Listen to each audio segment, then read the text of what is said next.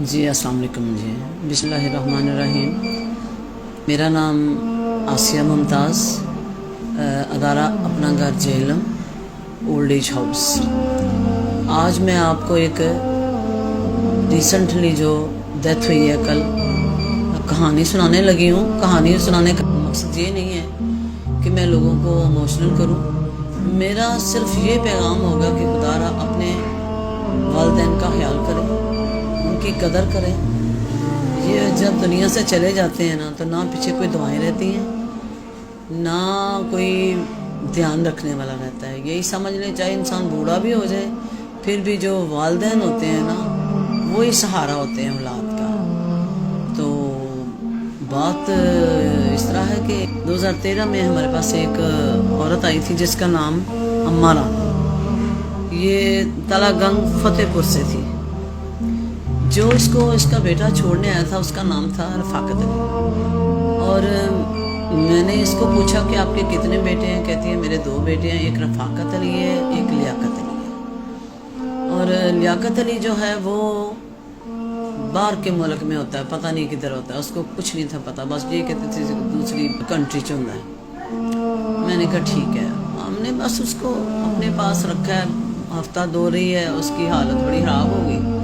میں نے اس کے بیٹے کو فون کیا رفاقت علی کو کہ تمہاری ماں کی حالت ٹھیک نہیں ہے تو اس کو لے جاؤ، 2 دن اس کی خدمت کر لو۔ لیکن وہ آیا، لینے ضرور تھا، اس کو لے کر اس کو واپس بھی گیا اور 2 ویک بعد اس کو واپس لے آیا۔ آتے نا مجھے کہتی ہے کہ ماما جی ہوں میں نہ روندی نہ میں تنگ کر دی۔ میں نے کہا کہ کیا ایسا جادو ہو گیا؟ اس کا بیٹا بھی کہہ رہا ہے کہ اب یہ تنگ نہیں کرے گی، میرا وعدہ ہے۔ جب وہ رفاقت علی چلا گیا ہے یہاں سے تو مجھے کہتی ہے نہیں ماما اندر آ۔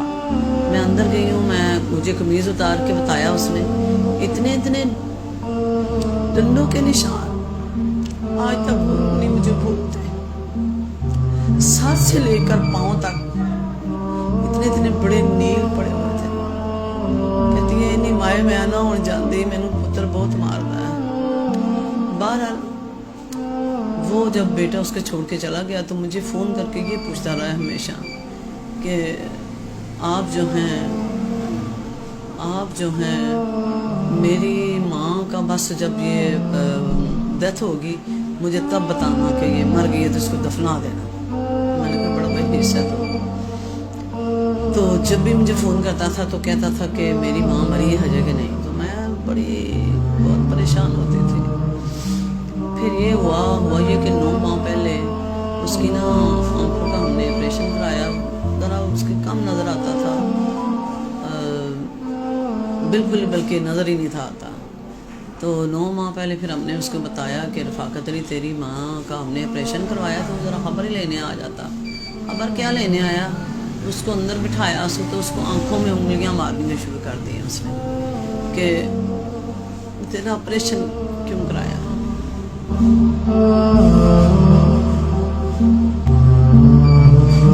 میرے ملازم کو آواز آئی ہے، وہ دوڑتا ہوا آیا، اس نے پوچھا اماں رانو کیوں رو رہی ہے؟ کہتی ہے میرے پترے مینوں ماریا، اکھیاں میں جنگلیاں ماری، تینوں نظر کیوں آتا ہے، کیوں آپریشن کرایا میں؟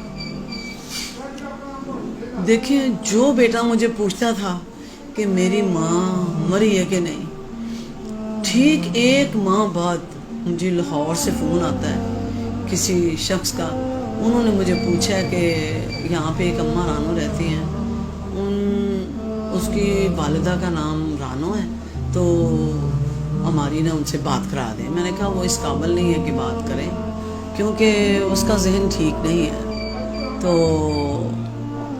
وہ کہنے لگا کہ میں نے کہا کہ آپ میرے سے بات کر لیں۔ کہتا ہے کہ بات یہ ہے کہ جو اماں رانو کا بیٹا ہے نا رفاقت علی، اس کو ہارٹ اٹیک ہوا ہے، وہ دنیا سے جا چکا ہے۔ میں نے آسمانوں کی طرف دیکھا، میں نے کہا واہ میرے رب، جو اپنی ماں کا پوچھتا تھا کہ وہ دنیا سے گئی ہے کہ نہیں، آج وہ خود چلا گیا، ایک بچی 2 سال کی اور ایک بچی 4 سال کی چھوڑ کے۔ بڑا مجھے انتہائی دکھ لگا۔ پھر میں نے کوئی بندوبست کیا، میں نے لاہور والوں سے کہا کہ بیٹے کا منہ دیکھ لیں ہماری یہ خواہش ہے. انہوں نے کہا کہ فلاں بس پہ بٹھا دیں تو آپ اس کو تلہ گنگ بھیج دیں, وہ فتح پور ہی اتارے گی. میں نے پھر اس کو بٹھا دیا. تیسرے دن کوئی ان کے پڑوسی پھر واپس چھوڑ کے چلے گئے.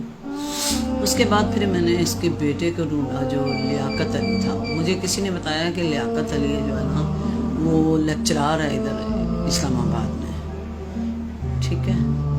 تو اس کو بلایا, پھر ہم نے کہا کہ نئے سرے سے آپ آ کے فارم فل کریں یا پھر سائن کر جائیں کہ میری ماں آپ کے پاس ہے. تو ظاہر ہے آپ کی امانت ہے, ماں ہے آپ کی. بس آیا, بڑی مشکل سے آیا, بلا بلا کے سائن کی اور چلا گیا. ابھی 3 دن پہلے اس کی حالت بہت خراب ہو گئی تھی مارانوں کی. میں نے یہ کیا کہ میں نے اس کے بیٹے کو فون کیا لیاقت کو. تو لیاقت کو میں نے کہا کہ بس ذہنی طور پہ ریڈی رہنا کیونکہ تمہاری ماں کی حالت ٹھیک نہیں ہے, تو کسی وقت بھی آپ کو آنا پڑ جائے گا. تو پھر اس کے بعد اس نے مجھے 3 دن نہیں پوچھا کہ کیسی حالت ہے یا کیا ہے کیا نہیں. لہٰذا وہ کل جب اس کی ڈیتھ ہوئی ہے 3 بجے تو میں نے اس کو کال کی. میں نے کہا کہ لیاقت تیری والدہ دی ڈیتھ ہو گئی تے ہن کی کرنا ہے. کہتا نہیں گراں وچ نہ دسیو تے بس میں آمنا وا پیا. میں نے کہا ٹھیک ہے. تو میں نے اس سے پوچھا کہ کتنے بجے آؤ گے. کہتا ہے میں آؤں گا 9 بجے. ہم نے قبر گن کو کہہ دیا کہ 9 بجے قبر تیار رکھنا. اس نے قبر تیار کر لی. یہ 9:30 بجے پہنچ جائے تو آ کے بیٹھ گیا یہاں پہ.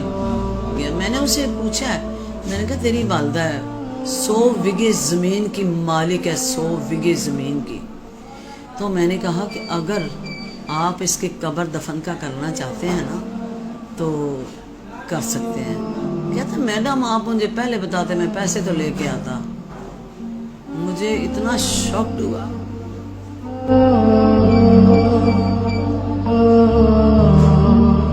یہ چیزیں پوچھنے والی ہوتی ہیں.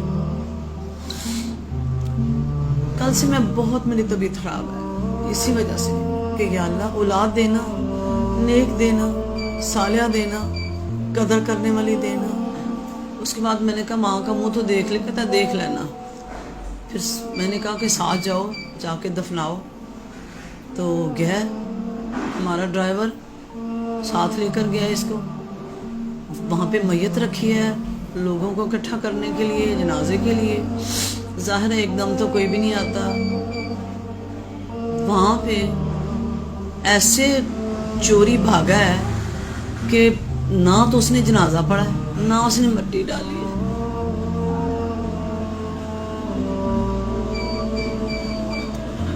آپ لوگوں کو آج کل کی جو جنریشن ہے, پھر دوبارہ یہی کہنا چاہتی ہوں کہ پلیز اپنے والدین کی قدر کریں. ہم تو خدمت کے لیے بیٹھے ہوئے ہیں, ہم خدمت کر رہے ہیں. اللہ پاک ہمیں ہمت دے.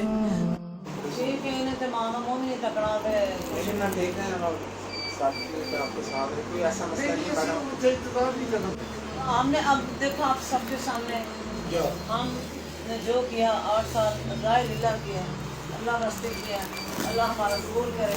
اور آج کا بھی قبر کا دفن کا وہ بھی ہم ہی کر رہے ہیں. اللہ ہمارا قبول کرے.